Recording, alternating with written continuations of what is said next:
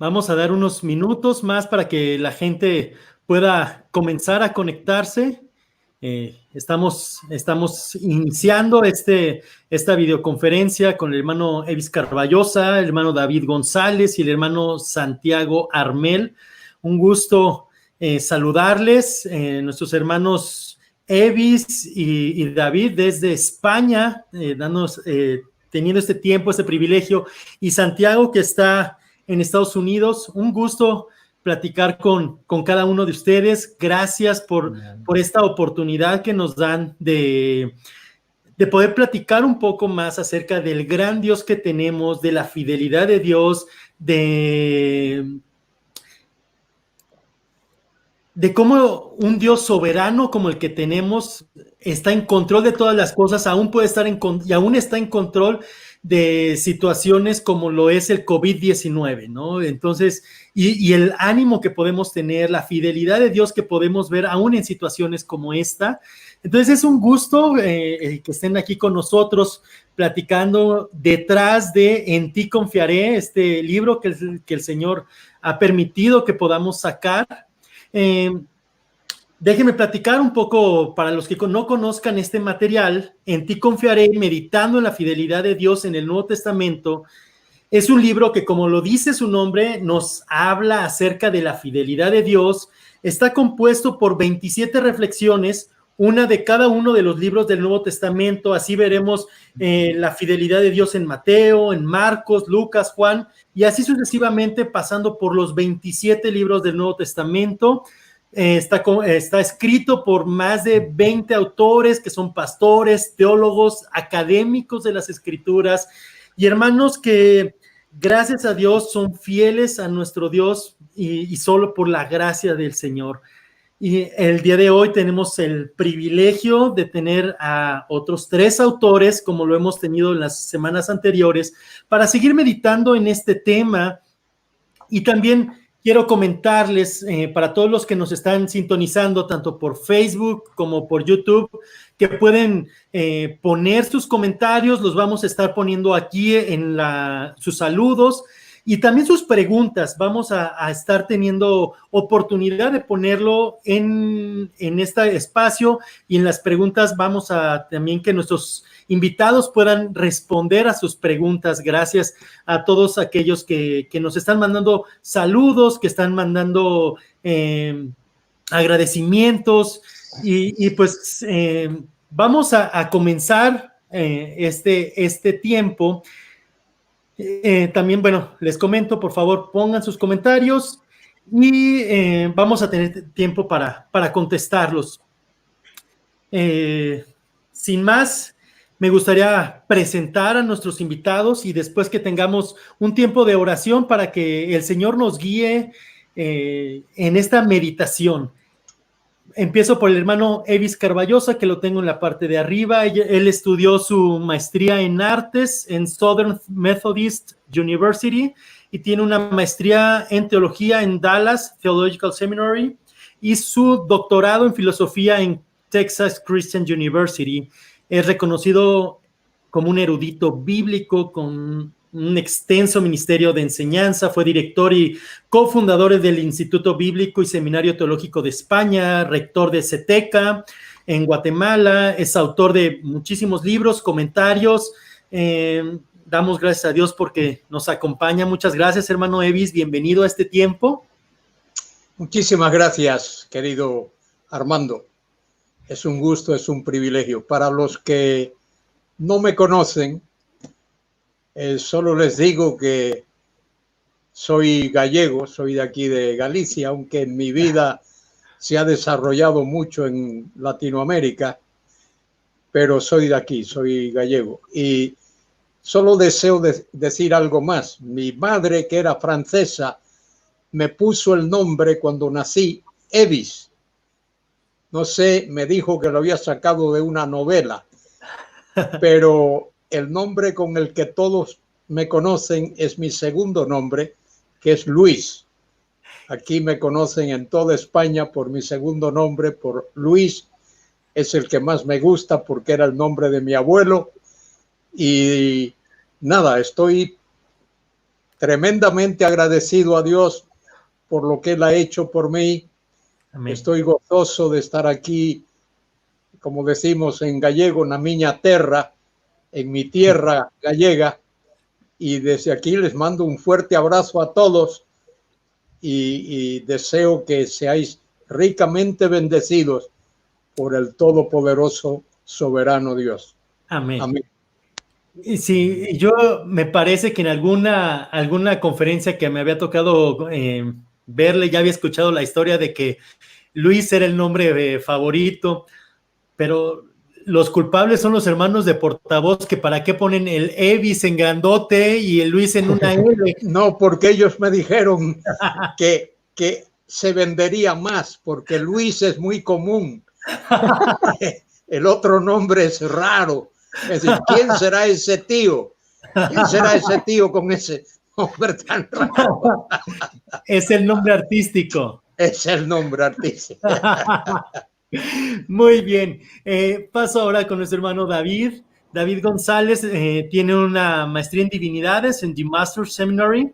Es pastor de la iglesia evangélica en Teis, en Vigo, España. Profesor adjunto del seminario Berea en León, España. Escribe regularmente en el blog Bereanos de dicha institución.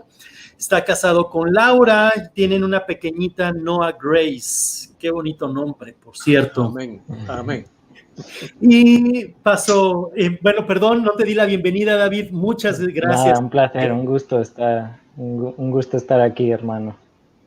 Gracias. Y finalmente voy contigo, Santiago. Tiene su maestría en divinidades y está estudiando su maestría en teología en The Master Seminary. Sirve como administrador de la conferencia Expositores, que se hace anualmente en Los Ángeles, bueno, cerca. Y está también como director de la conferencia Baluarte de la Verdad, maestro de estudios bíblicos en Grace Community Church en Los Ángeles. Ha contribuido en varios libros como De Vuelta a Cristo, Declaring His Glory Among the Nations y Siervo Fiel. Y por supuesto, en ti confiaré. Escribe regularmente para el blog Soldados de Jesucristo y The Master Seminary. Santiago está casado con Juliana, tienen un pequeñito, Santiago. Yo también tengo un hijo que se llama así. Muy precioso nombre. Lo digo por mi hijo. No, no es cierto. También les comento, hermanos, aprovechando para la gente que nos pueda estar sintonizando y viendo, les pedimos que nos ayuden a estar orando por la familia Armel, que pues ellos van a estar saliendo, Dios mediante, el próximo año para Cali, Colombia, estar como misioneros, plantadores de iglesia. Entonces, si nos ayudan a estar orando por nuestro hermano Santiago, agradeceríamos muchísimo. Y pues qué bendición, ¿verdad? Que el Señor vaya moviendo sus piezas de esa manera. Amén. Bueno, bienvenido Santiago. Gracias, un placer estar aquí entre hermanos, entre amigos. David, alguien que quiero muchísimo, y Evis, que sabe también cuánto lo quiero. Así que un gozo poder estar aquí entre ustedes. Estabas dando muchas descripciones, y un día escuché que cuando a alguien le tienen que presentar muchas cosas es porque es bien desconocido, y creo que ese es el caso. No. Pues, ¿qué les parece si nos dirigimos a nuestro Dios en oración? Que el Señor nos guíe, que este tiempo sea de bendición, que ese es el punto de esto, no nada más el reunirnos y platicar, ¿no? Mi hermano David, ¿nos guías en oración, por favor? Sí, claro que sí. Señor, estamos agradecidos al realizar este streaming y comprobar cómo tú eres un Dios de salvación entre las naciones, y nos vemos y nos reconocemos como hermanos en Cristo, y es un privilegio y un honor que tú nos otorgas. Te damos gracias también por la oportunidad de este libro, y que es un testimonio fiel de tu palabra, de tu revelación, que tiene el propósito de traer confianza a cada hijo tuyo, y también quizás pues llevar a muchos al arrepentimiento y a la fe en Cristo, ¿no? Esa es nuestra oración. Y bueno, Señor, pedimos que tú nos guíes y que este sea un tiempo de bendición para nuestras vidas y todos aquellos que puedan estar escuchando. Oramos en el nombre de Cristo. Amén. Amén. Amén. Pues muchas gracias. Siempre, ahora con esto de la pandemia, las situaciones en todos los países de diferentes maneras han afectado muy fuerte. Apenas, pues, España se vio muy afectada. Creo que gracias a Dios ya empieza a bajar. Estaba viendo en las noticias que ya empiezan a abrir parques y diferentes situaciones. Y Estados Unidos, pues también, no se diga, también muy, muy afectado. Aquí en México, pues la situación aparentemente, según esto, no está tan grave, pero sí está también muy grave. Y no nada más tenemos los problemas que vienen con el COVID, tenemos muchos más problemas, vienen los problemas económicos, muchas empresas empiezan a verse grandemente afectadas o incluso a cerrar sus puertas y mucha gente está siendo despedida, incluso empresas muy grandes y transnacionales están así y a lo mejor ante todo esto puede empezar a producir en el creyente frustración o incertidumbre o dudas o angustias y es aquí donde un libro como En ti confiaré puede ser como un bálsamo, no por el libro, sino porque el libro habla de quien realmente puede ser un bálsamo, que es nuestro Dios, un Dios que es confiable, un Dios que es inmutable, un Dios que es soberano, por supuesto, y que esto no se le está saliendo de las manos. Entonces, ¿por qué participar en un libro? Quisiera empezar preguntándoles, ¿por qué participar en un libro como este? Bueno, creo que es un tremendo desafío, por lo que has dicho. Para aquellos que confiamos en ese Dios que es soberano, que está en su trono, que no es ajeno a nada de lo que ocurre en el mundo. Es más, Él es el que gobierna todo. Creo que para nosotros es un tremendo desafío entender que tenemos ese Dios. Y cuando leemos las Escrituras y vemos qué contrario es lo que el mundo piensa a lo que dice la Biblia, pues también nos quedamos maravillados.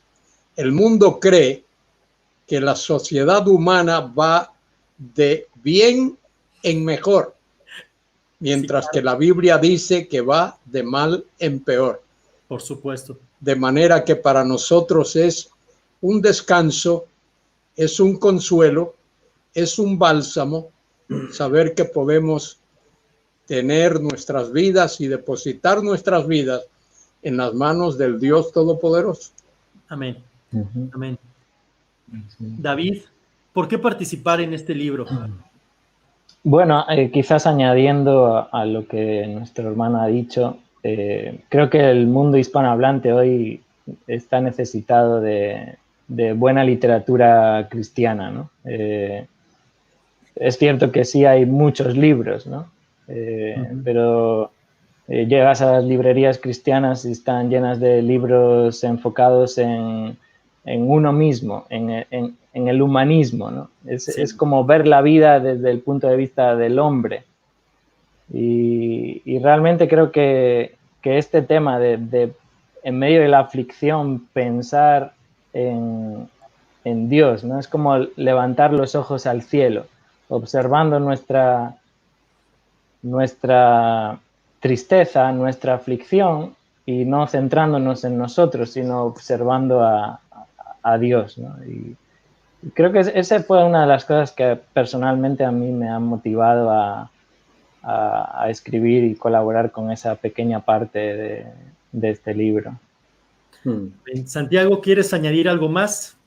Sí, yo creo que me uno también a lo que dice David.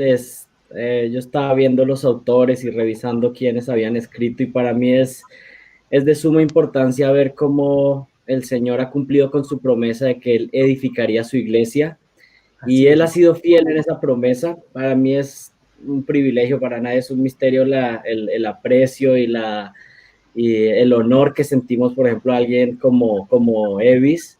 Y yo lo que veo en este libro es una especie de hombres que han sido fieles, titanes teológicos como Evis, y pasando luego la estafeta, el testimonio a la siguiente generación. Entonces, para mí es un privilegio tremendo poder hacer parte de esto que Dios está haciendo en el mundo hispano.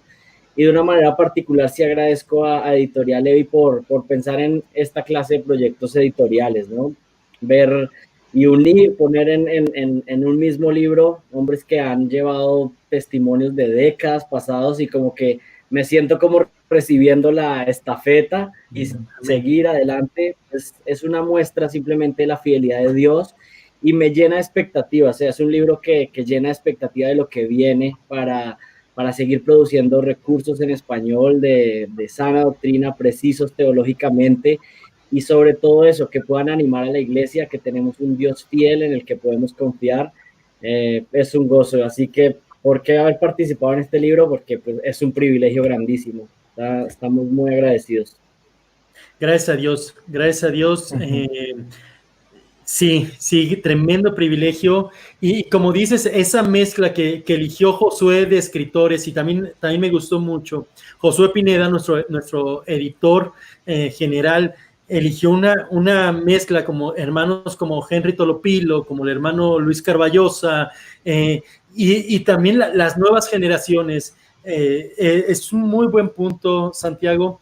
Y me gustaría, ahora sí, pasando precisamente contigo, y me gustaría irnos en orden, en el orden de los libros, y iniciemos con el Evangelio de Mateo, que precisamente es un evangelio tremendo, grandísimo, y que tiene tanta carne que a lo mejor pudiéramos hacer varias, bueno, no a lo mejor, estoy seguro que pudiéramos hacer varias conferencias y varios streamings hablando solamente de Mateo, ¿no?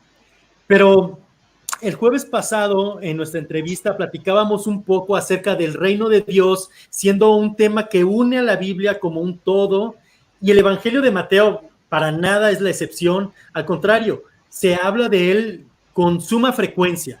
Es más, este Evangelio funciona como ese puente entre el Antiguo Testamento, el Nuevo Testamento, y tú mismo lo mencionas, Santiago, en tu capítulo de Mateo. ¿Nos pudieras platicar acerca del contexto que rodea este evangelio, haciendo énfasis en este tema del reino de Dios?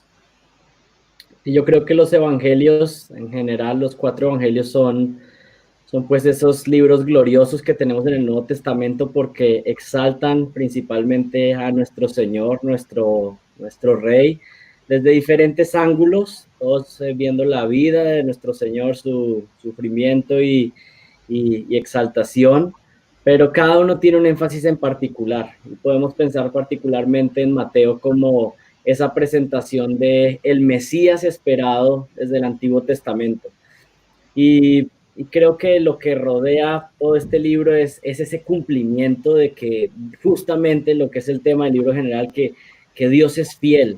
Es hermoso ver el Evangelio de Mateo, ir página por página, verso por verso, y estar encontrando una sobre otra promesa que se hizo siglos atrás, años atrás, y encontrar su cumplimiento preciso, que es interesante porque vemos en el Evangelio de Mateo los cumplimientos de las profecías que se hicieron del Mesías de una manera literal y exacta. Y creo que eso es algo que a mí me parece glorioso el Evangelio de Mateo, y es ver que nuestro Señor, cuando promete algo, cuando dice algo, lo cumple perfectamente y a cabalidad, porque no Amén. es hombre para mentir, ni hijo de hombre para arrepentirse. Así que vemos en ese primer evangelio el cumplimiento perfecto. Y hay algo que creo que muchos cristianos pierden de vista, se pierden en los detalles, y es eso que tú mencionabas, Armando, hace unos minutos, de que el tema del es el tema unificador de las escrituras. Desde el inicio hay un énfasis en el reinado que Dios quiere establecer sobre esta tierra. Y creo que cuando perdemos de vista eso, podemos desenfocarnos. Entender que el Señor desde el Edén estaba intentando establecer un reino, poniendo al hombre para que fuera su representante real sobre esta tierra. Y luego a partir de ahí empezamos a ver una serie de hombres que parecía que iban a ser el que cumplía ese papel de rey, de regente, de administrador del reino de Dios sobre esta tierra, y Adán pues no pudo hacerlo. Luego tenemos a Abraham, luego tenemos, y se va cerrando la línea, y tenemos a David, y también pensamos, bueno, tal vez este va a ser, o va a ser Salomón, y como que hay una expectativa de todo el Antiguo Testamento de quién va a ser este hombre que establezca su reino sobre esta tierra. Y al final nos encontramos con que no era ninguno de estos hombres, sino que tenía que ser Dios mismo que se hiciera hombre y estableciera su reino, y que tenemos la expectativa de que finalmente lo establezca de manera literal sobre esta tierra. Así que el Evangelio de Mateo es ese cumplimiento de toda la escritura, de que Dios está estableciendo un reino sobre esta tierra. Y bueno, podríamos hablar muchísimo más, pero creo que eso de forma panorámica, el énfasis de Mateo como el cumplimiento de Jesucristo como el rey esperado. Claro. Amén. Y justo al inicio del capítulo que escribiste, utilizas un pasaje que es sumamente conocido, ¿no? Hablando del reino. ¿Qué significa esto de buscar el reino de Dios? Y al ser parte del reino de Dios, ¿por qué podemos confiar en nuestro rey a pesar de las pruebas tan severas que se están viviendo en todo el mundo? Yo creo que si lo pusiéramos en concreto, ¿qué significa buscar el reino de Dios? Creo que también es una discusión extensa que se puede tener, pero en concreto es sujetarse al gobierno de Dios. Si estamos buscando el reino de Dios, significa que una persona decide someterse bajo los parámetros del reino de Dios. En otras palabras, obedecer los mandatos del rey. Alguien que busca el reino de Dios es alguien que busca obedecer al rey. Pero podríamos extender un poco más la respuesta y pensar que buscar el reino de Dios, obedecer su reino y su gobierno, es entender primero quién es el rey, tener una perspectiva correcta de ese rey. Luego podemos pensar en someternos a las leyes de ese reino. Hay unas legislaciones que gobiernan el reino de Dios, y el que quiere buscar el reino de Dios se sujeta a eso. Pero también podríamos pensar en muchas cosas que enfatizan los evangelios, por ejemplo, hacer tesoros en ese reino. Entonces, buscar el reino de Dios es hacer que el reino de Dios se convierta en mi vida entera, en que yo busco, anhelo pertenecer a ese reino. Y el único medio para lograr entrar a ese reino no es por mis medios, no es por mis buenas obras, no es por mi inteligencia, por cualquier otra cosa que esté en mí, sino que el único medio es a través del evangelio de Jesucristo, que Jesucristo murió por pecadores, y cuando yo me arrepiento, cuando yo busco su justicia, anhelo su justicia, entonces soy perdonado, soy justificado y puedo entrar en su reino y disfrutar de sus privilegios, porque hay privilegios también al hacer parte de este reino de Dios. Pero si lo pudiéramos resumir, es eso, que anhelar pertenecer al reino de Dios, eso es buscar su reino y su justicia, pues ser justificados en el sacrificio perfecto de Jesucristo. Amén. Y perdón que te interrumpa tantito, no leí el pasaje, pero espero que ya algunos lo hayan deducido, pero estamos hablando de Mateo 6, 33 y 34, más buscad primeramente el reino de Dios y su justicia, y todas estas cosas os serán añadidas. Así que no os afanéis por el día de mañana, porque el día de mañana traerá su afán, basta cada día su propio mal. Que no leí el versículo, perdón, ahí. Y precisamente, Santiago, ¿por qué el ser parte de este reino? ¿Por qué podemos confiar en nuestro rey a pesar de las pruebas tan severas que estamos viviendo en el mundo hoy en día? Y el cristianismo, podemos hablar que el cristianismo ha vivido las pruebas pues todos los 2000 años que existe el cristianismo, ¿no? Ujú. Sí, lo que quise enfatizar en ese capítulo de Mateo, en el libro específicamente, o sea, el argumento venía de la siguiente manera: si Dios ha cumplido sus promesas de manera tan detallada, con su cumplimiento de que Él era el rey prometido y Él ha cumplido las promesas tan exactamente, Amén. entonces yo puedo confiar que aún en los detalles pequeños de mi vida, yo puedo descansar en Él. O sea, si Él se ha tomado la tarea de cumplir sus promesas de manera tan detallada, en todo lo que dijo, o sea, dijo que iba a entrar en un pollino y lo hizo literalmente. No Claro. fue que más o menos algo parecido o algo ahí espiritualizado, no, lo hizo literalmente. Así que si Él luego me dice y me promete, ese mismo rey me promete que Él va a tener cuidado de mi vida, va a tener cuidado de lo que yo voy a comer, lo que yo me voy a vestir, que Él va a tener cuidado de aún de mis necesidades básicas. Entonces, si aún yo estoy en una situación difícil como la que puede estar pasando personas en este momento, yo puedo confiar que ese mismo rey que ha cumplido profecías eternas va a cumplir su cuidado hacia mí en lo más pequeño hoy en día. Esa es la confianza que tenemos. Si Él ya dio lo más grande, que era su Hijo Jesucristo, como nos dicen pasadas en la Escritura, yo también puedo confiar que se va a hacer cargo de lo más pequeño. Y no tendríamos que dudar. Si me dio lo más grande, que era el perdón de mis pecados, pues me va a dar lo más pequeño, que es mi cuidado en el día a día. Podemos confiar en Él. Y qué gran, voy a usar la misma palabra, pero qué gran confianza y qué seguridad podemos tener en ese rey, ¿no?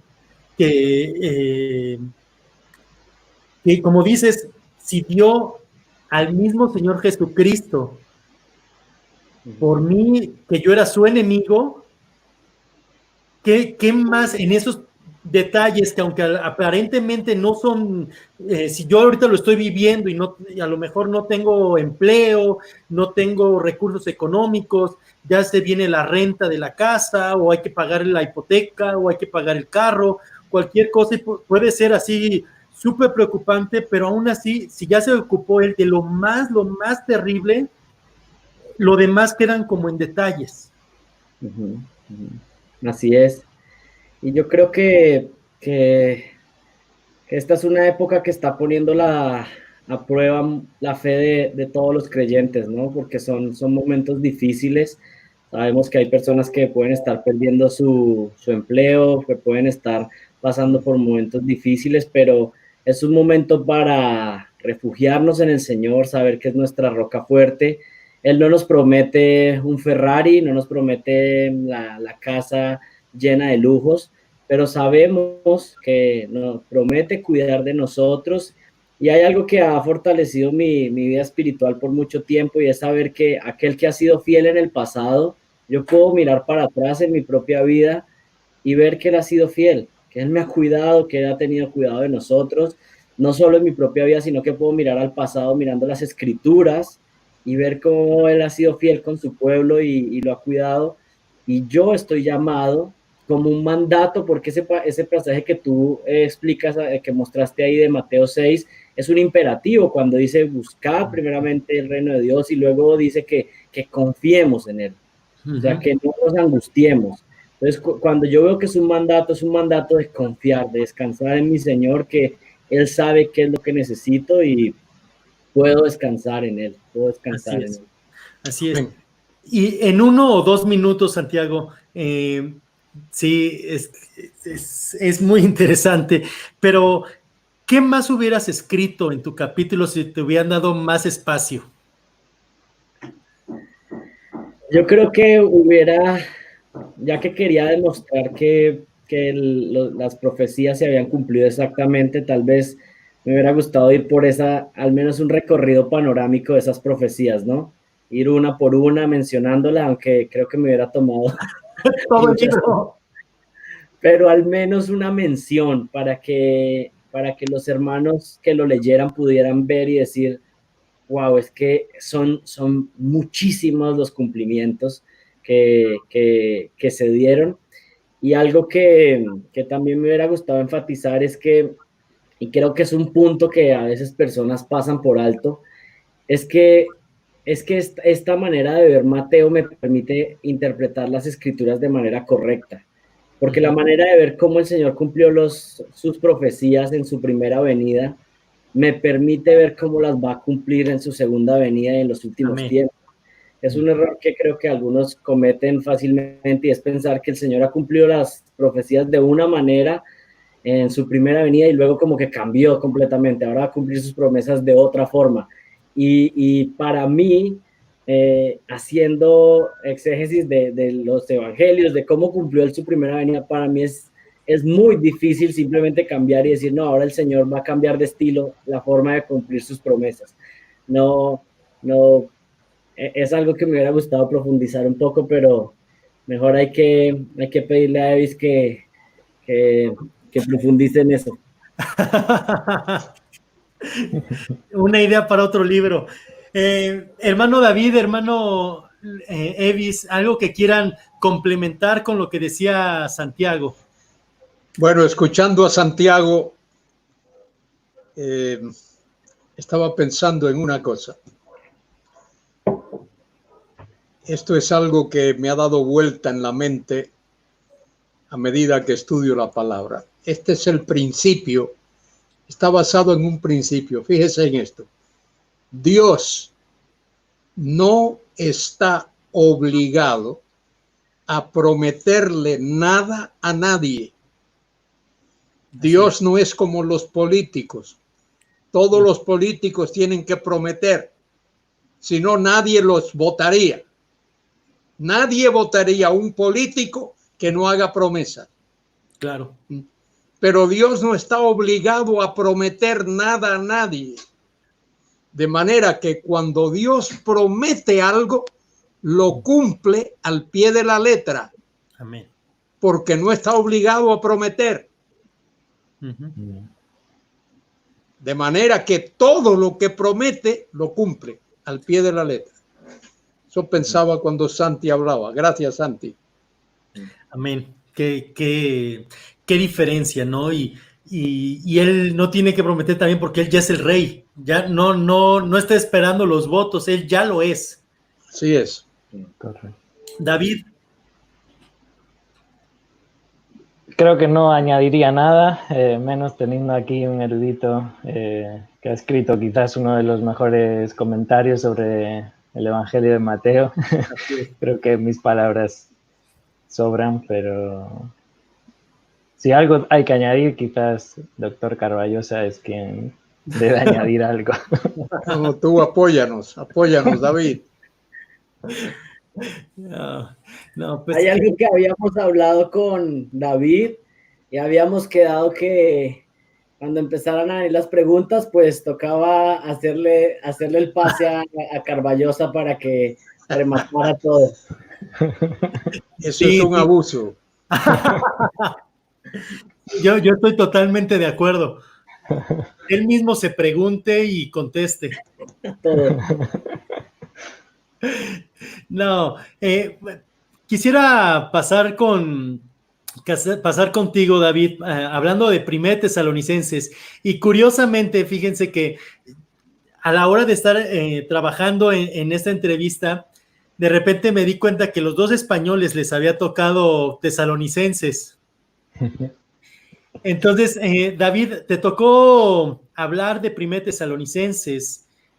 E inicia los versículos con los que tú pusiste en la parte de hasta arriba de tu capítulo, dice que es 1 Tesalonicenses 5, 23 y 24, casi el final del capítulo, de la carta. Y el mismo Dios de paz os santifique por completo, y todo vuestro ser, espíritu, alma y cuerpo sea guardado irreprensible para la venida de nuestro Señor Jesucristo. Fiel es el que os llama, el cual también lo hará. Y en el desarrollo de tu capítulo te enfocas en la santidad, que me encantó este enfoque porque en otros de los capítulos no se habla de esto y me encantó eso. Y basado obviamente en la conclusión del apóstol Pablo en su carta que lo acabo de leer, pero ¿puedes desarrollar las 3 verdades que Pablo toca en estos 2 versículos acerca de la santidad, por favor? Sí, claro. Bueno, es la conclusión, ¿verdad? De esta carta. El apóstol Pablo escribe con este énfasis en la santidad de estos hermanos, una iglesia joven, porque no habría pasado mucho tiempo desde que Pablo la fundó, menos de un año probablemente, y este es el énfasis de Primera Tesalonicenses, sed santos. Y es claro en este pasaje varias cosas, ¿no? Yo he puesto 3 en el capítulo del libro, y la primera de ellas es que el autor de la salvación es Dios. Dios es quien obra la salvación y la santificación de nuestras vidas. Es Dios quien nos santifica. Y Pablo es muy claro en hacer este énfasis. Él dice ahí, el mismo Dios de paz. O sea, Dios mismo es quien os santifica. Lo hace igual en el capítulo 3, en el verso 11, utiliza la misma expresión, el mismo Dios. Dios mismo es quien obra, quien santifica vuestras vidas. Evidentemente sabemos, ¿verdad?, que Dios obra nuestra santificación posicional, nos declara santos, ¿verdad?, por medio de la obra de Cristo. Pero estamos aquí hablando de nuestra santificación progresiva, o sea, ese proceso mediante el cual, una vez que hemos nacido de nuevo, Dios obra en nuestras vidas para que nos apartemos del pecado, para que obedezcamos a Dios y así seamos transformados.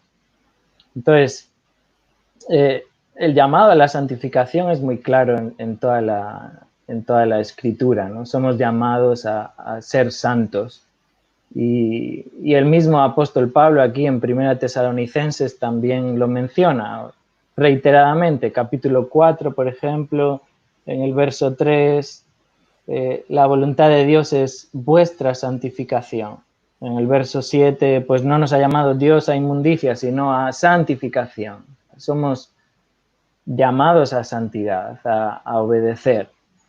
Pero tenemos que reconocer que es Dios quien nos santifica. Filipenses 2, ¿verdad? Capítulo 2, verso 12. Ocupaos en vuestra salvación, con temor y temblor. Pero luego el verso 13 dice, pero es Dios el que en vosotros produce así el querer como el hacer, ¿no? Quizás es como la idea de la labor de un agricultor. Nadie duda de que es Dios quien hace germinar la semilla, quien hace crecer esa planta y producir el fruto, pero nadie ignora el trabajo del agricultor, ¿verdad? Es necesario labrar la tierra, es necesario regar, cultivar para que crezca. Entonces, es como esta tensión que somos llamados a la santidad, a apartarnos del pecado, pero a la vez debemos de reconocer que es Dios quien nos santifica. Luego hay otra cosa que el pasaje de alguna manera enfatiza, y es que la santificación es completa. Amén. El alcance de la santificación es por completo, es total. No nos va a dejar a medias, no va a ser una santificación parcial. Y lo enfatiza de muchas maneras, ¿no? Dice, santifique por completo. Y el mismo Dios de paz os santifique por completo. Y este término, que solamente aparece aquí en la Biblia, tiene esta idea de alcanzar por completo la santificación. Es como que pone nuestra vista en la meta, ¿no? Al llegar a la meta, vamos a alcanzar por completo la santificación. Pero además el versículo sigue y dice, y todo vuestro ser. O sea, no solamente por completo, sino todo vuestro ser.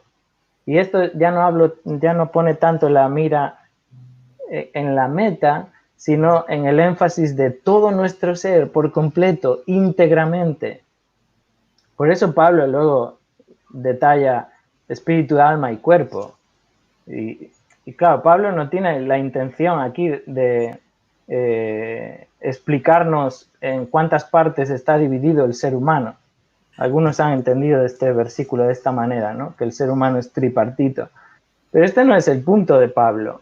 Pablo quiere decirnos que Dios va a hacer nuestra santificación por completo. Y menciona estas tres partes para, de alguna manera, representar esa totalidad, esa completitud de nuestra santificación. Bueno, sucede lo mismo, ¿verdad? Cuando a Jesús le preguntan, bueno, ¿cuál es el gran mandamiento? Y Jesús dice, amarás al Señor tu Dios con todo tu corazón, con toda tu alma y con toda tu mente.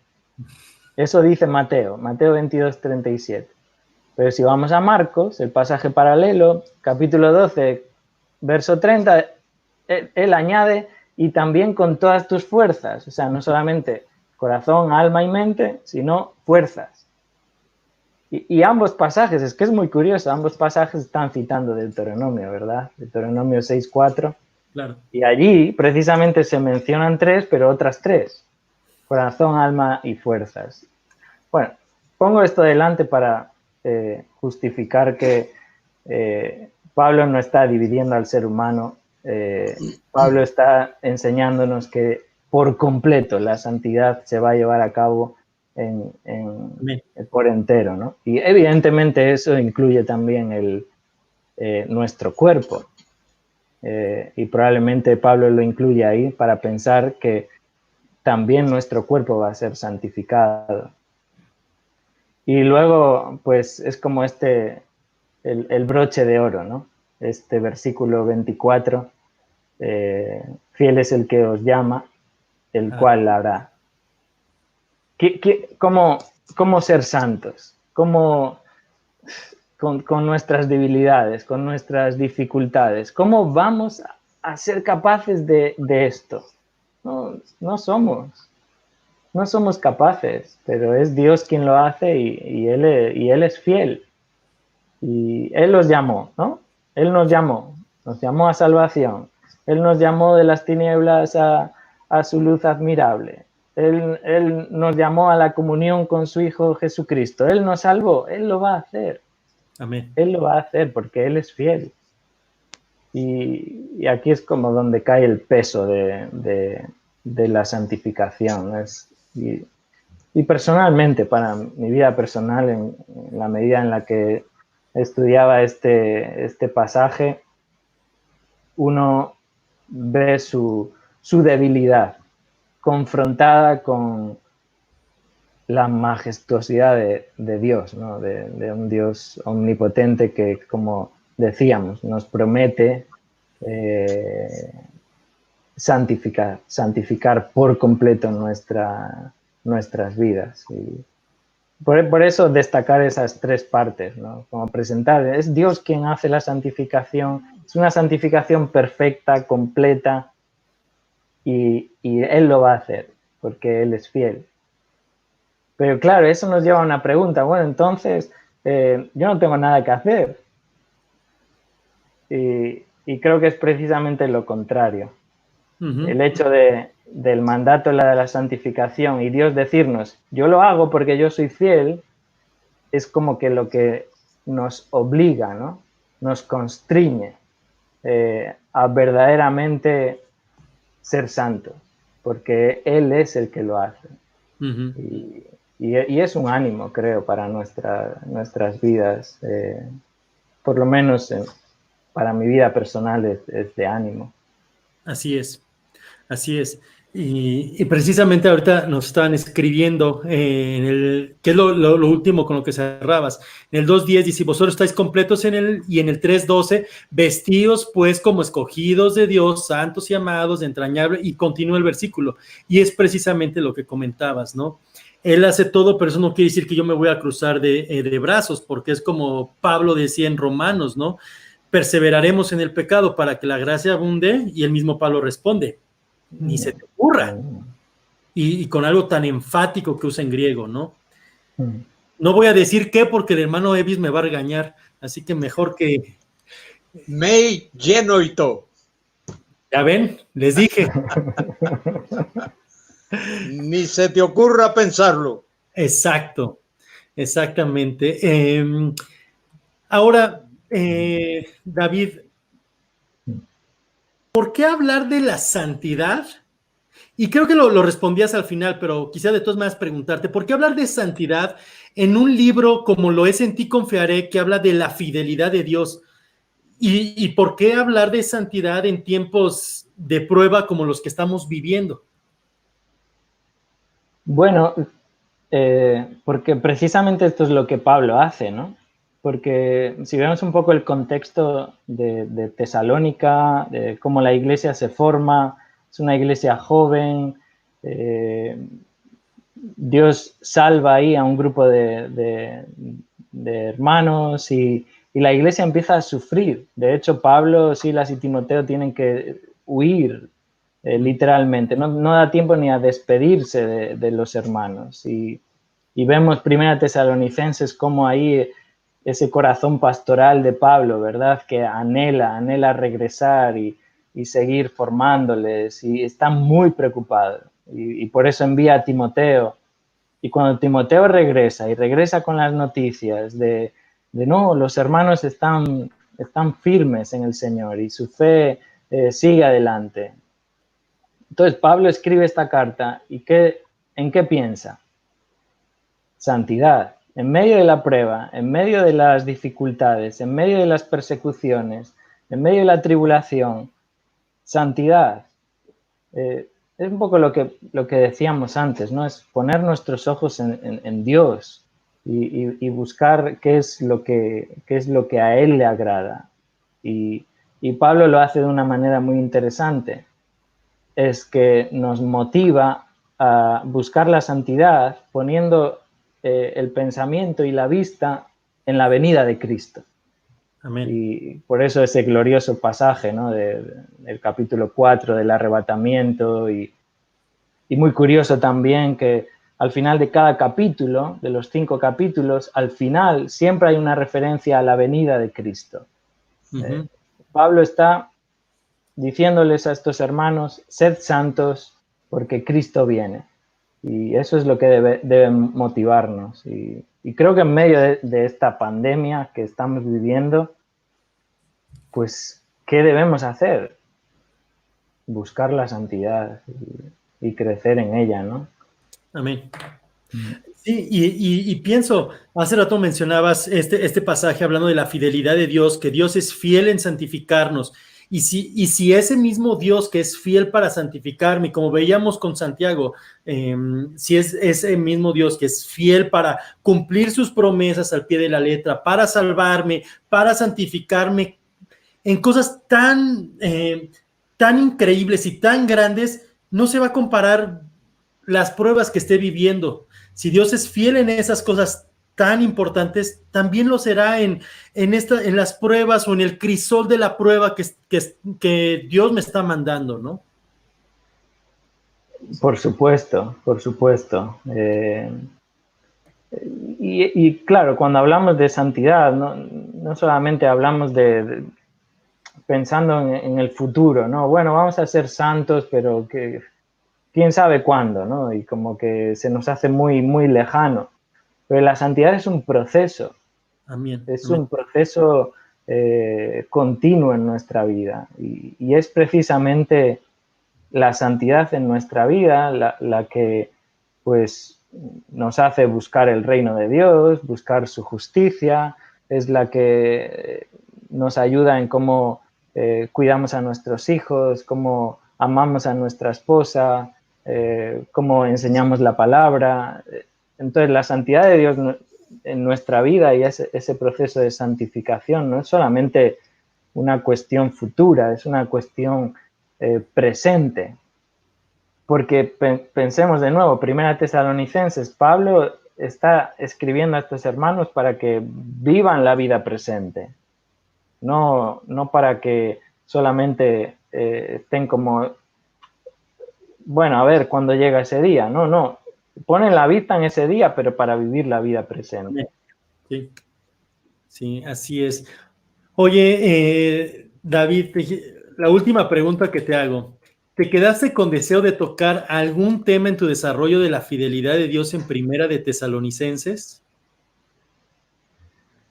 Bueno, quizás el deseo, ¿verdad?, de tocar el tema del arrebatamiento, porque es muy enfático, es un pasaje con muchos detalles que muestra la fidelidad de Dios, ¿no? Así es. Y lo vemos ya desde el capítulo 1, cuando allí en el verso 10 Pablo les dice, bueno, os convertisteis de los ídolos a Dios para servir al Dios vivo y verdadero y esperar de los cielos a su Hijo, al cual resucitó de los muertos, a Jesús, quien nos libra de la ira venidera. Entonces, el arrebatamiento es el cumplimiento de esa promesa fiel, muestra la fidelidad de Dios porque Él nos libra de la ira venidera.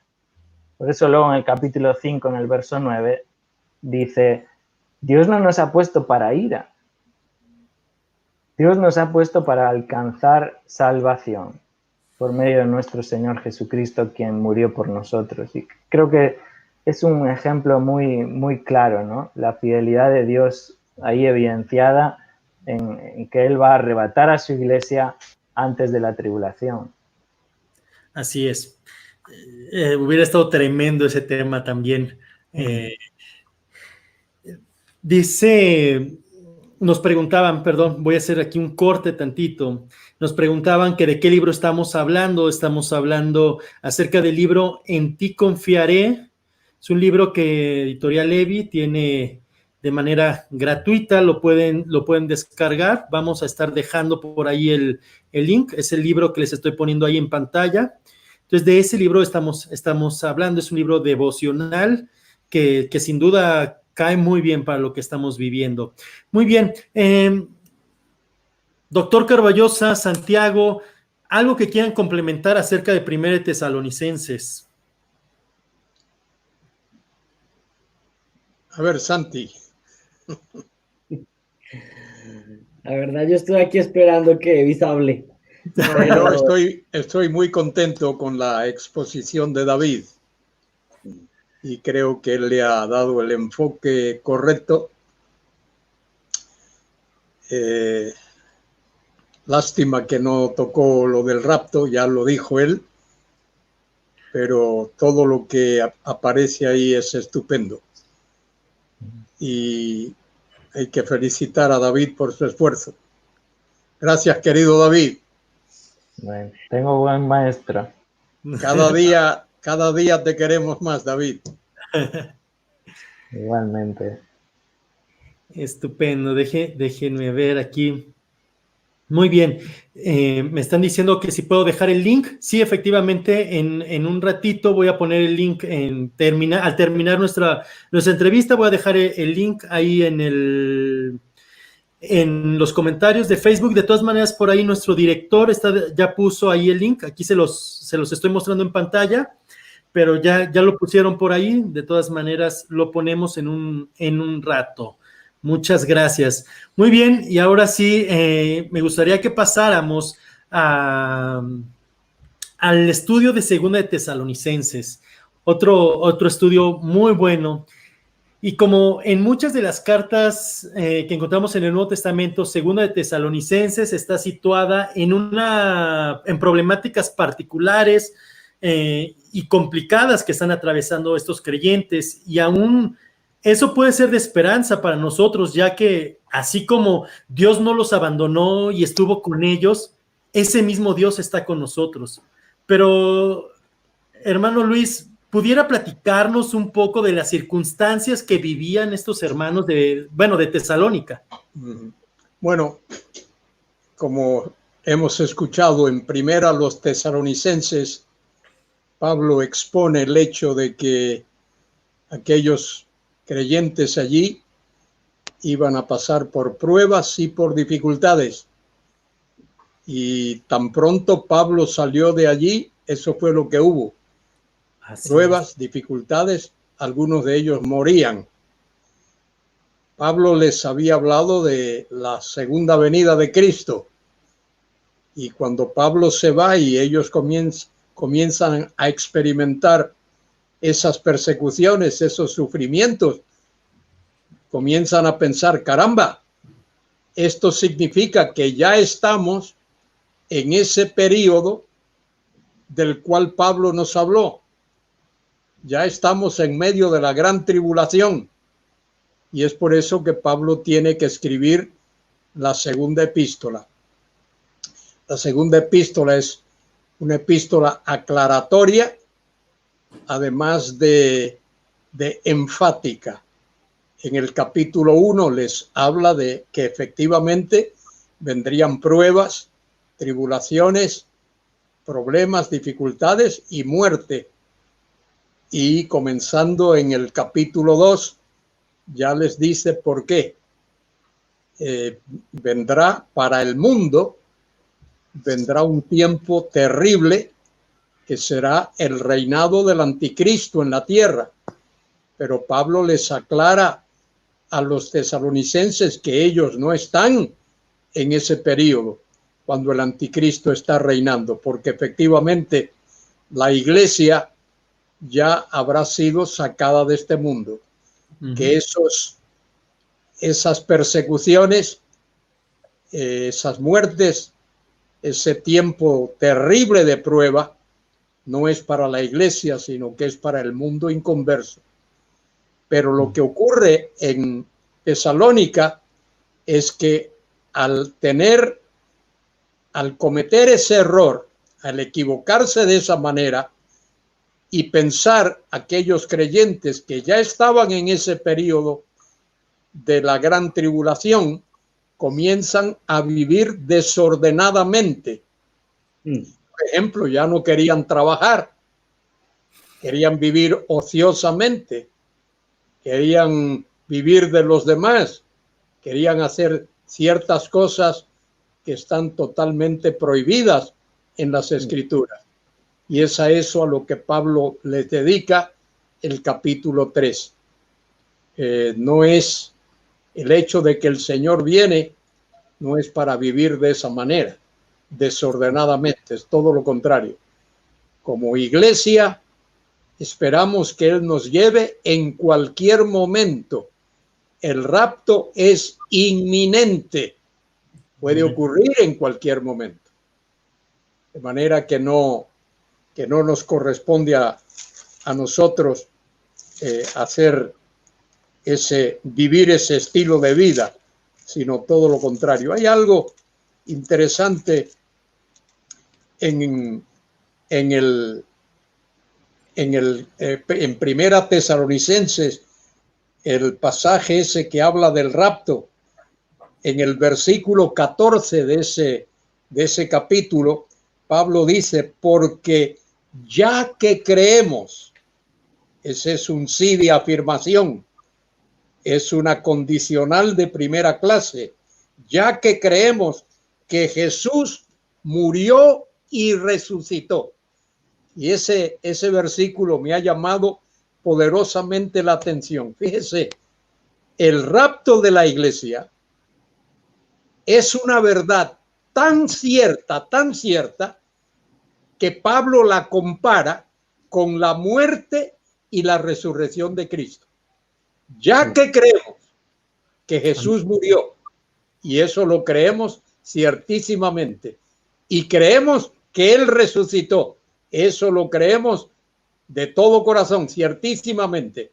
Entonces, ya que creemos que Jesús murió y resucitó, de esa misma manera, creemos que el Señor se llevará a su iglesia y regresará con sus santos, tal como Pablo lo menciona ahí.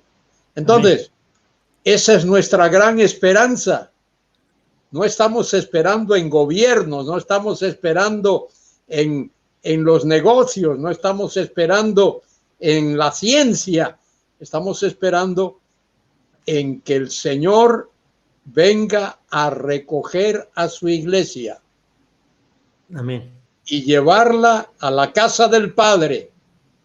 Y después de eso, el mundo sabrá lo que es de verdad, una dictadura satánica, porque será el tiempo cuando el anticristo reinará en la tierra por 3 años y medio. Dios le va a dar ese gusto.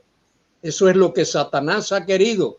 Satanás ha querido tener el gusto de gobernar la tierra desde el principio, desde Génesis 3. Bueno, Dios le va a dar ese gusto ahí durante esos 3 años y medio, que es la segunda mitad de la gran tribulación. Gracias a Dios que Él nos ha librado de esa experiencia terrible, como decía nuestro querido hermano David. Él nos ha librado de eso y nos ha reservado para santidad nuestro espíritu, nuestra alma, nuestro cuerpo, es decir, la totalidad de nuestro ser, espíritu, alma y cuerpo y conciencia y todo lo que venga. Él nos ha librado de esa situación terrible y eso es lo que esperamos. No sé, estoy seguro que vosotros, pero yo estoy esperándole ya esta noche, que Él nos llame, que Él nos lleve, que Él nos arrebate, hoy o mañana o cualquier día, pero estamos listos para el día que Él quiera llevarnos. Gloria a Él. Amén. Oiga, hermano, y bueno, así como en los tiempos de los tesalonicenses, que ellos empezaron a pensar que ahora sí ya venía el Señor y ya venía. En estos meses, en estos últimos meses o semanas, como cada que sucede una tragedia mundial, ha habido gente que ha salido a decir, ahora sí ya estamos en la gran tribulación, o ya ahora sí el Señor viene, ya estamos a días de que el Señor venga por su iglesia. Y por eso me parece muy relevante la aclaración que hace Pablo en esta carta. ¿Pudiera hablarnos un poco de esta aclaración que hace Pablo? ¿Podemos decir que realmente estamos ya a pocos días del regreso del Señor Jesucristo? Y ya sea que sí o que no, ¿cuál es la esperanza que tenemos? Muy bien, querido Armando. La venida del Señor por la iglesia es inminente. Por supuesto. Esa palabrita inminente es importante. En cualquier momento. Quiere decir, no hace falta que se cumpla nada. Pablo esperaba que el Señor arrebatase a la iglesia cuando él aún vivía. Lo dice allí en primera a Tesalonicenses 4, 17. Nosotros los que vivimos, los que habremos quedado, seremos arrebatados. De manera que el rapto es inminente. Pero de lo que el Señor está hablando, de lo que Pablo está hablando, en segunda a los tesalonicenses, es de el día de Jehová o del día del Señor. El día de Jehová en el Antiguo Testamento o el día del Señor en el Nuevo Testamento es un conjunto de acontecimientos. El día de Jehová o el día del Señor comienza con la gran tribulación. Comienza con la gran tribulación, comienza con la gran tribulación y con la manifestación del anticristo.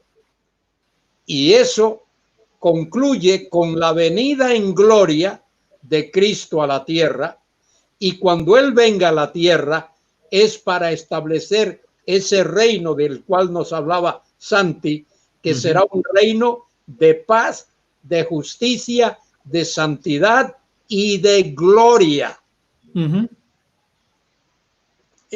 A eso, fíjate, todos los libros del Antiguo Testamento, prácticamente sin excepción, todos los libros, de una manera u otra, hablan que habrá un reino en la tierra de paz, de justicia, de santidad y de gloria.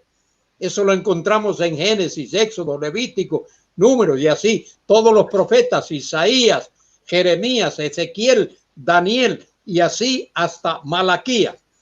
Todos los libros del Antiguo Testamento enseñan que habrá un reino de paz, de justicia, de santidad en la tierra.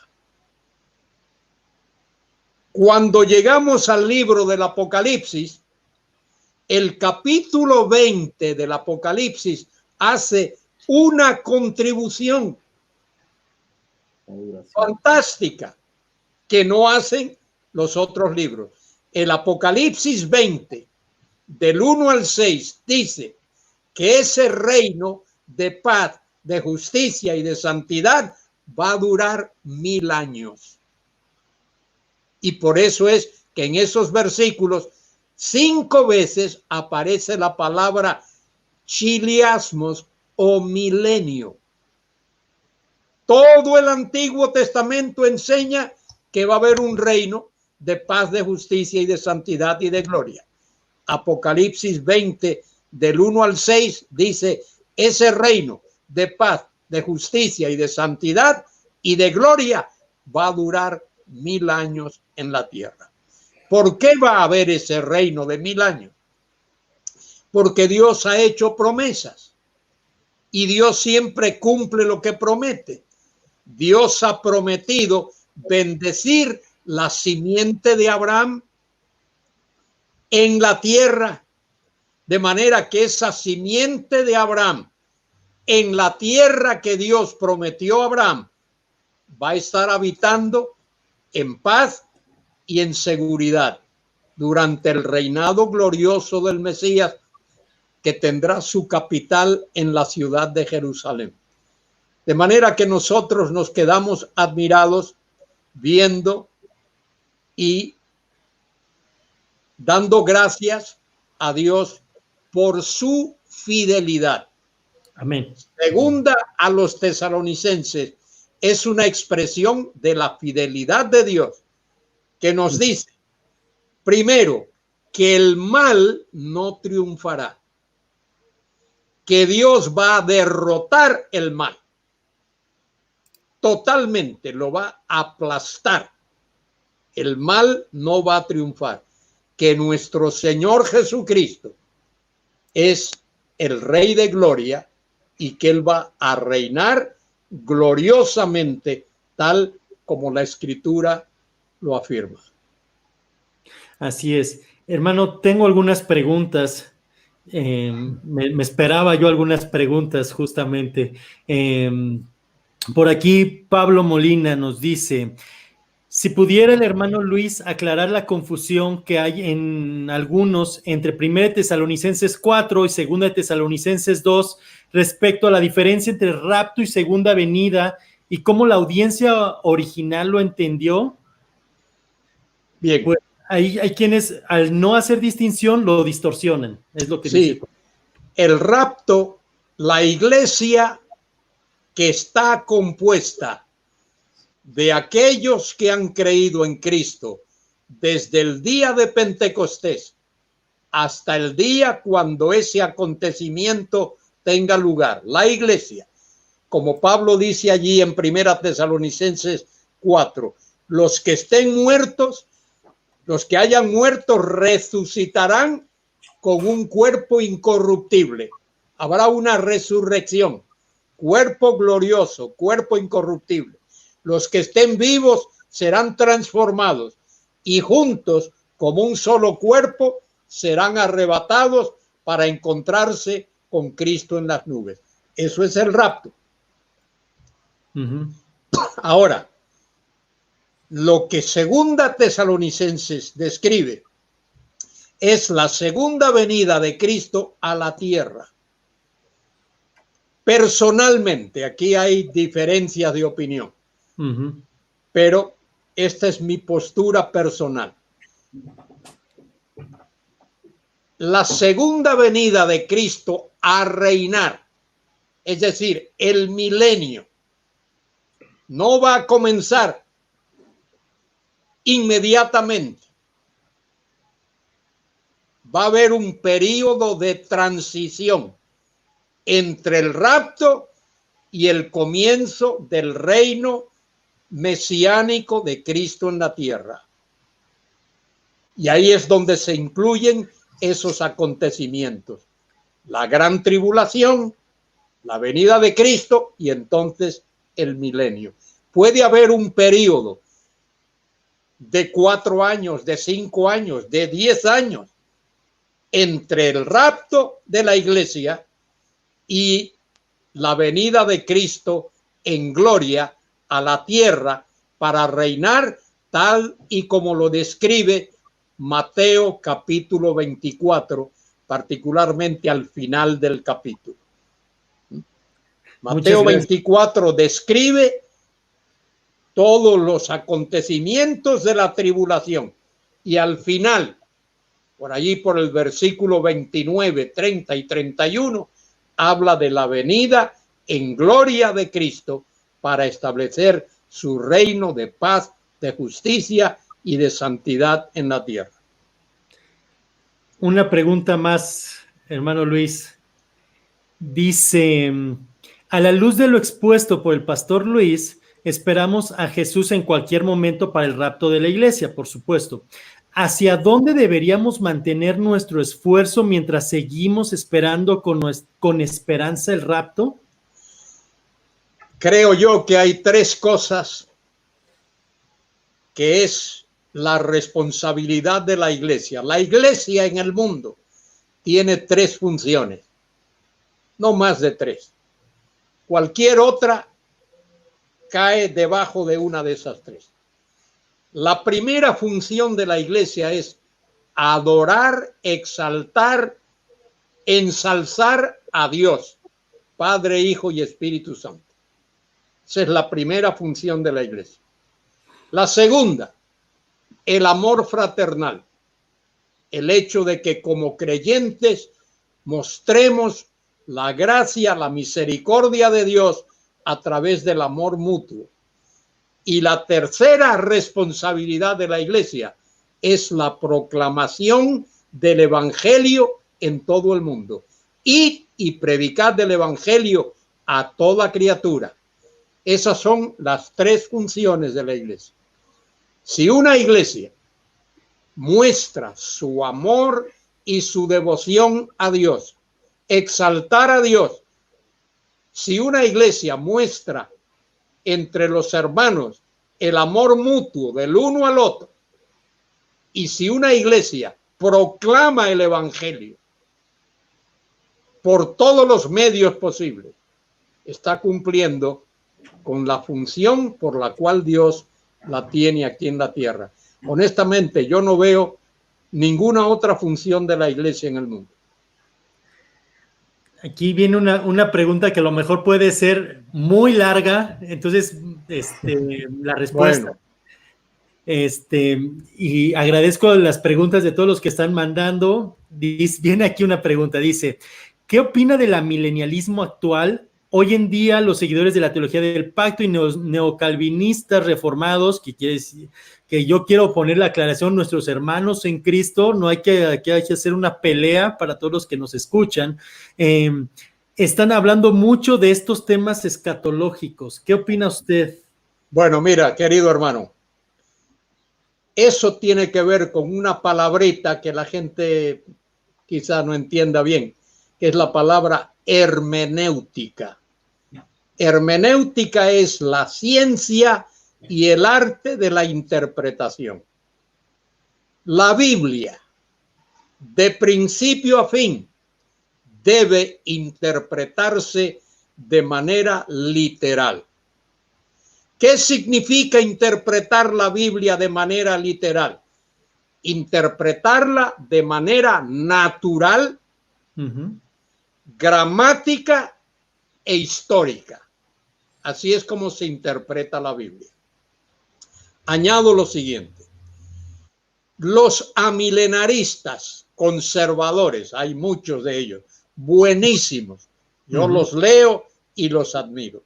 Los amilenaristas interpretan todas las áreas de la teología, que son por lo general 8, interpretan esas 8 áreas por lo general de manera literal, histórica y gramatical, con la excepción de 2, que es la eclesiología, la iglesia, y la escatología.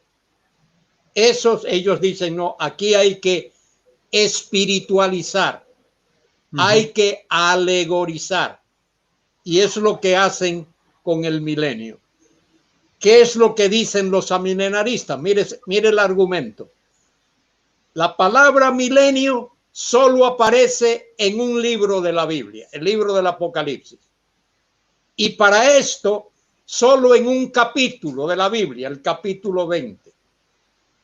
La palabra milenio solo aparece en Apocalipsis 20 del 1 al 6 o del 1 al 7. Pero la enseñanza de que habrá un reino mesiánico, terrenal, eso lo enseña todos los libros del Antiguo Testamento.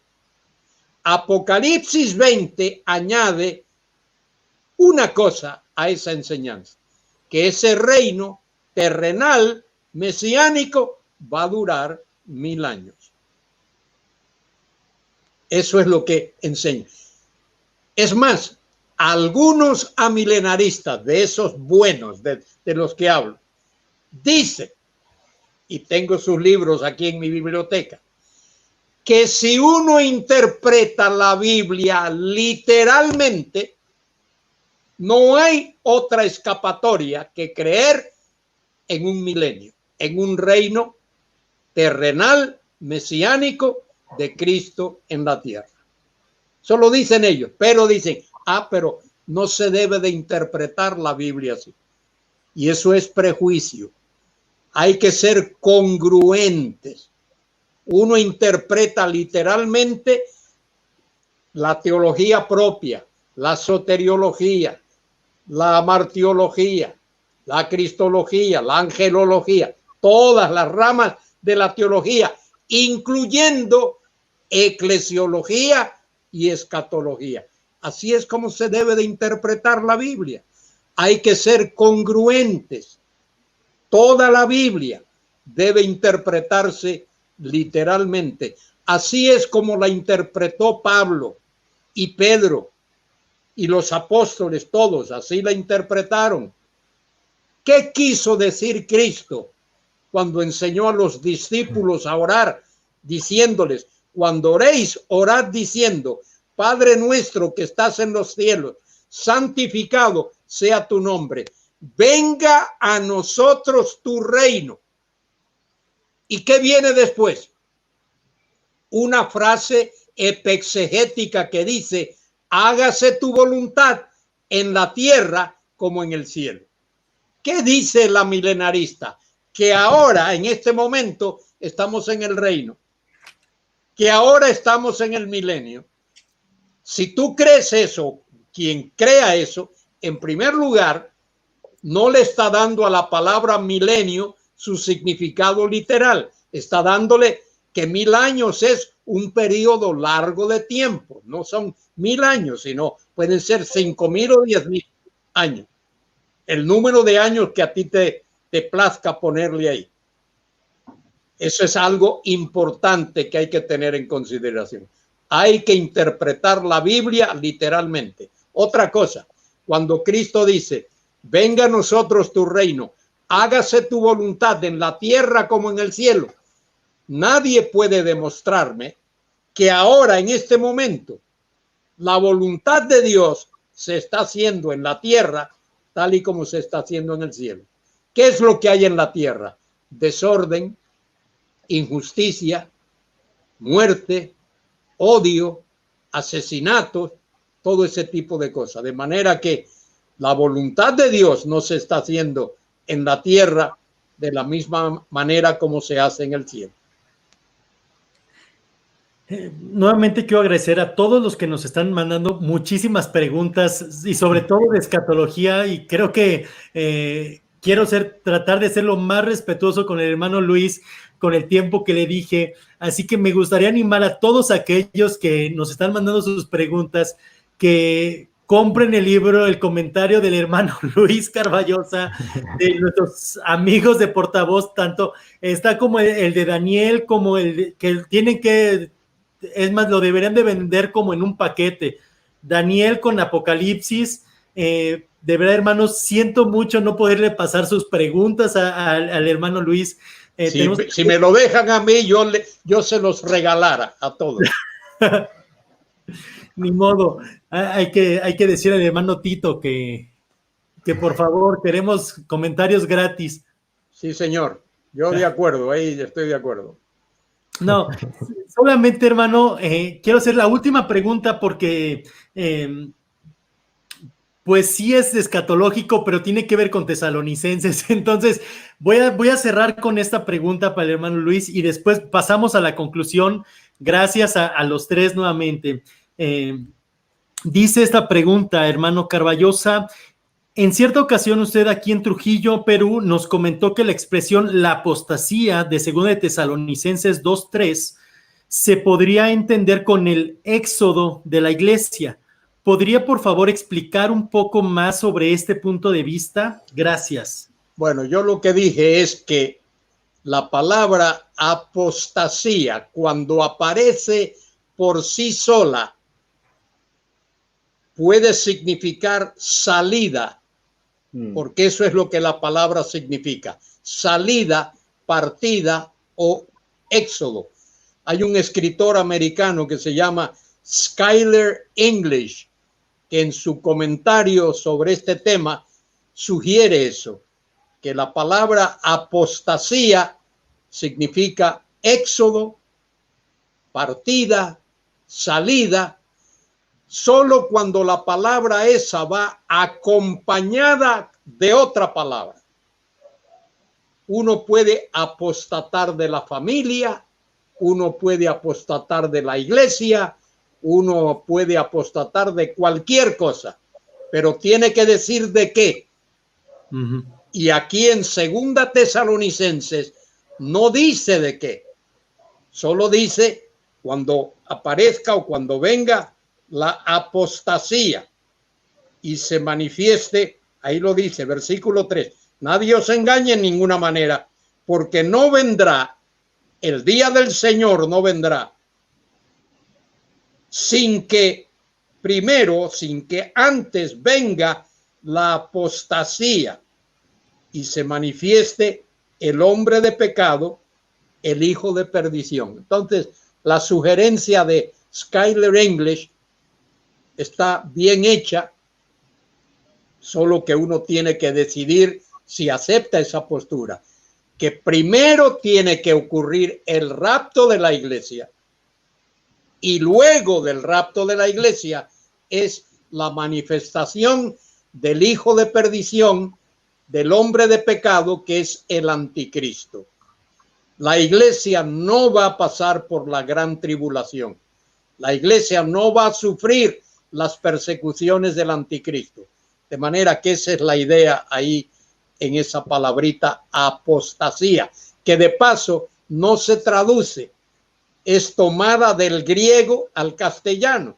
En el griego es apostasía y en castellano es apostasía. Ha habido una transliteración, letra por letra ha sido pasada del griego al castellano. Gracias, hermano. Y quiero, siempre este tema de escatología produce tanta... Así es. Tanto amor y al mismo tiempo tanta pelea, ¿no? Entre las diferentes posturas, lamentablemente. Sí.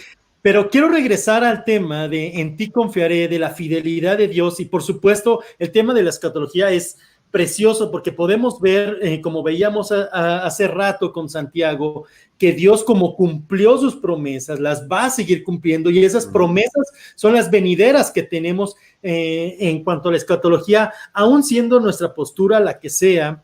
Pero en unos minutos me gustaría que cada uno de ustedes pudiera hacer una reflexión acerca de la fidelidad de Dios en las Escrituras para que puedan animarnos como audiencia.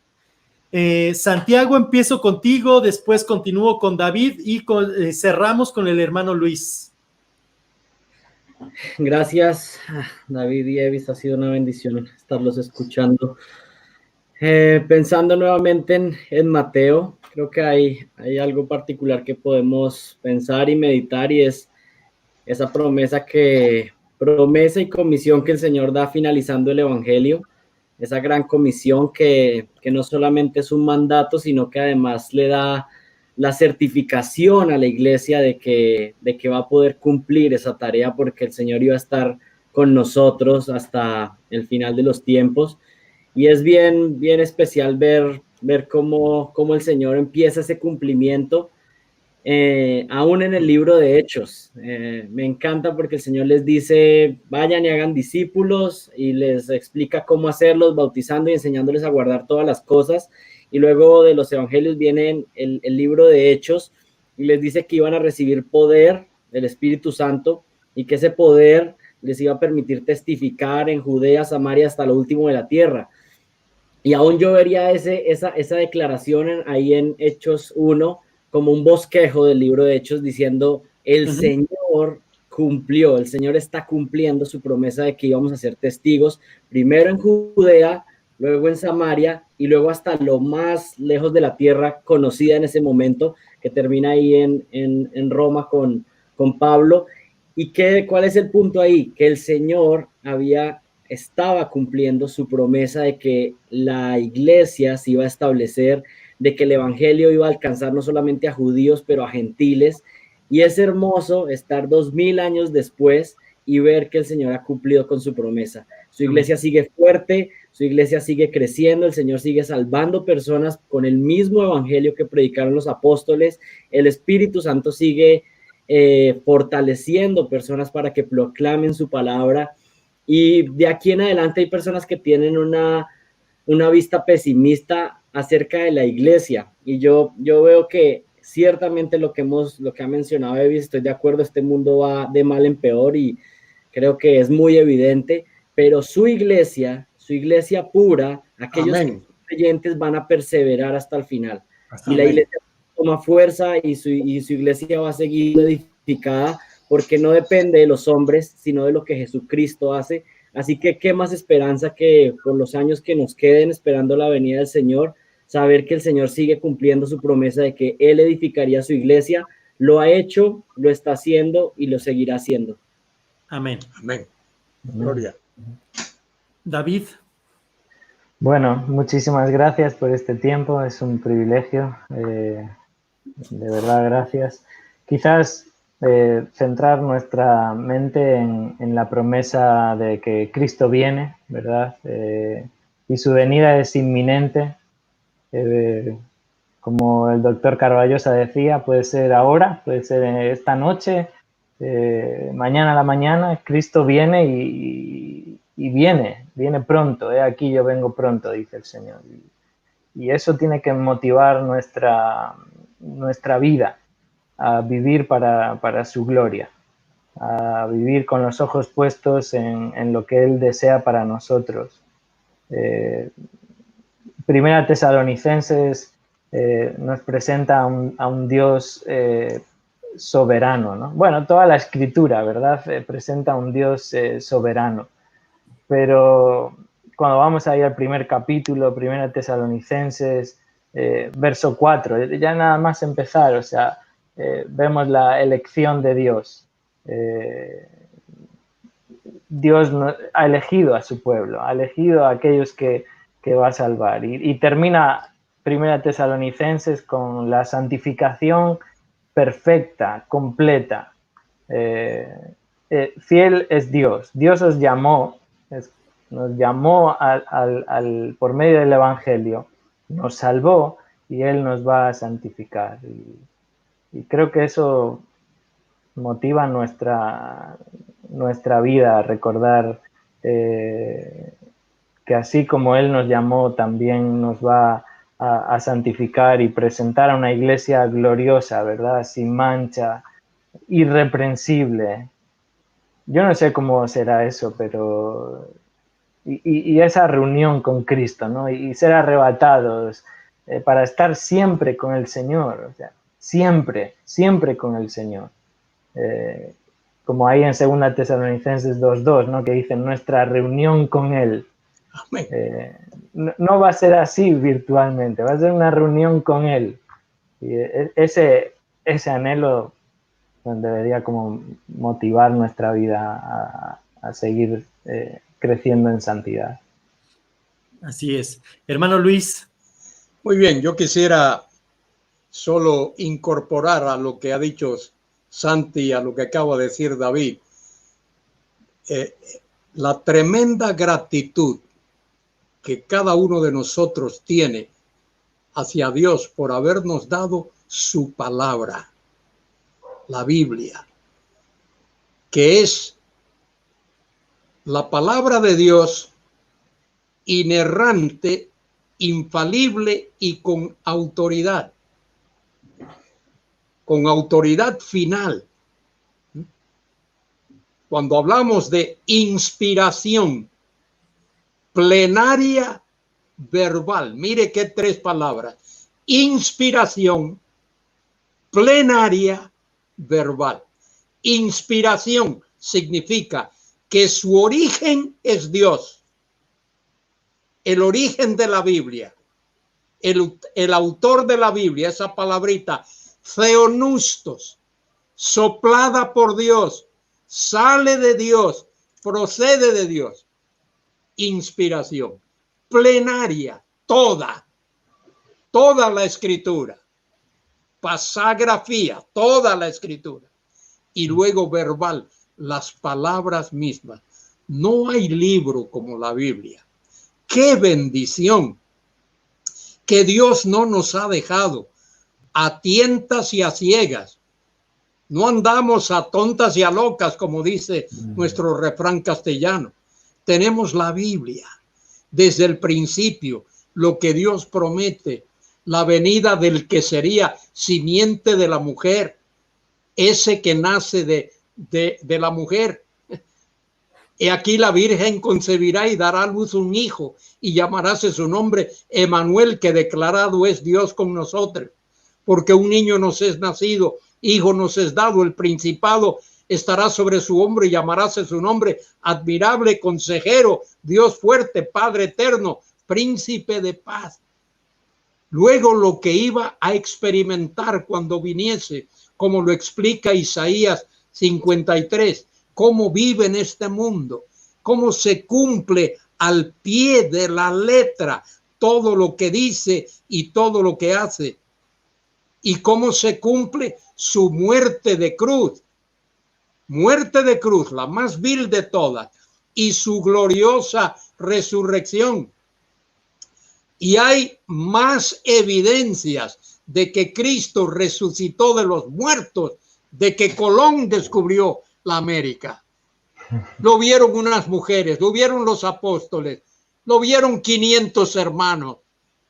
Luego lo volvieron a ver los apóstoles cuando partió para el cielo. Hay más evidencias de su resurrección, de las que hay de muchas de las cosas. Yo me entrené en historia, pero hay más evidencias de la muerte y la resurrección de Cristo, de que existió Alejandro el Magno, de que existió Julio César. La verdad de la Biblia es asombrosa. Lo que la Biblia dice, ni una sola palabra de lo que la Biblia dice cae en el vacío.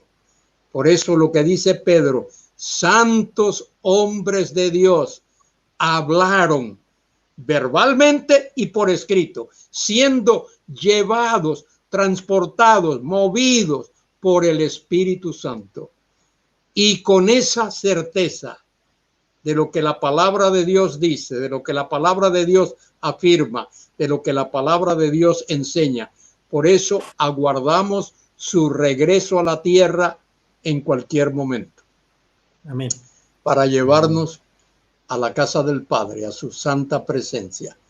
Y eso es glorioso. Amén. Nada más también hace rato yo estaba recomendando el libro, el comentario de Daniel y de Apocalipsis del hermano Carballosa, y también para los que tenían más preguntas, se me estaba pasando y aquí no lo pusieron en los comentarios, está también Cristo en el Milenio, que también es un gran libro que habla del tema. Para todos los que nos han estado preguntando, ya les tenemos 3 libros. El que venga le regalo este comentario. No, pues nos va a salir más barato comprarlo. solo a David le va a salir más barato. David lo tiene todos. No, sí, yo también tengo el mío y firmado. Muy bien. Pues muchas gracias, gracias a todos los que nos han acompañado, gracias por su paciencia, por acompañarnos toda esta hora y media, gracias a los que a nuestros invitados. Les voy a pedir que ahorita que terminemos no se desconecten, regálenme un minuto más, nada más para despedirnos, pero quiero hacer un comercial más. El próximo jueves, Dios mediante, vamos a tener nuestra última entrevista, nuestro último streaming con Eduardo Izquierdo, director musical en el Ministerio Hispano de Grace Community Church, Daniel Puerto, director ejecutivo de Soldados de Jesucristo, y Michel Galeano, pastor de Iglesia Gracia sobre Gracia. Entonces, no se lo pierdan, también va a ser en el mismo horario que en esta ocasión. Hagan planes para acompañarnos, sin duda también será de gran bendición seguir meditando sobre la fidelidad de Dios. Muchas gracias por este tiempo, gracias a todos, Dios les bendiga. También, perdón, ahorita me están poniendo un libro más, El Dictador del Futuro, otro gran libro del hermano Carballosa. Entonces, bueno, él tiene como muchísimos del tema, entonces pueden buscar ahí, pueden googlearlo y encontrarán más libros sin duda.